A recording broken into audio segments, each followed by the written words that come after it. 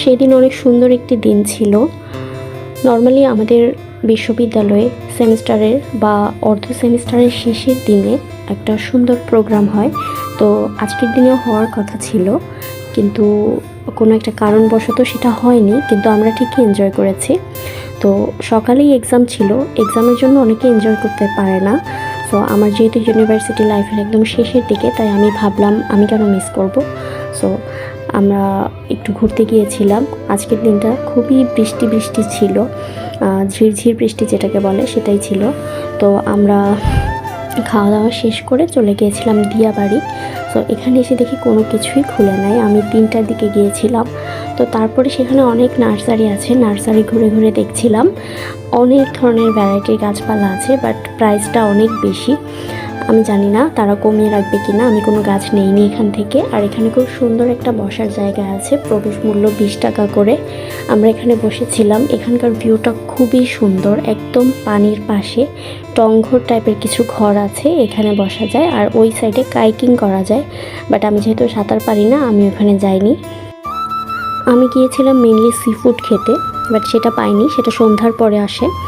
তো হাঁসের মাংস ট্রাই করার জন্য গিয়েছিলাম, সেটা পেয়েছিলাম অবশ্য। তো এই সাইডে আমরা অনেকক্ষণ বসেছিলাম।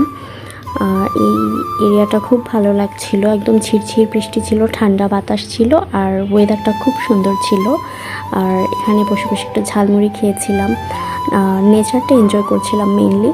অ্যান্ড তারপর আমরা হাঁসের মাংস খেতে চলে আসি। হাঁসের মাংস আর চালের আটার রুটি এই জায়গাটা থেকে আমি নিয়েছিলাম। তখনও ম্যাক্সিমাম দোকানপাটগুলো বন্ধই ছিল 4টা-5টার দিকে। এগুলো আসলে সন্ধ্যার দিকে খুব ভালো জমজমাট হয়। আমি তো সন্ধ্যার পরে থাকবো না, তাই আমরা অনেক আগেই ব্যাক করেছি।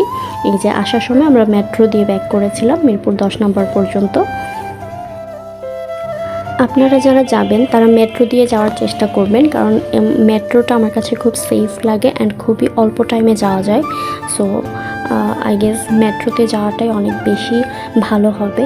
এই যে মেট্রো দিয়ে আমরা আসলে মিরপুর 10-এ চলে এসেছিলাম। মেট্রো স্টেশন থেকে বাইরের ভিউটা অনেক সুন্দর, যেহেতু ওই দিন ওয়েদারটা খুব বেশি ঠান্ডা ঠান্ডা ছিল, বৃষ্টি ছিল, তাই এখানে আমি দাঁড়িয়ে কতক্ষণ এনজয় করলাম। তারপর মিরপুর 10-এ নেমে এখান থেকে একটা আইসক্রিম নিয়ে নিলাম, যেহেতু অনেক কিছু খাওয়া হয়েছে, শুধু আইসক্রিমটাই খাওয়া হয়নি। সো এই পর্যন্তই, বাই।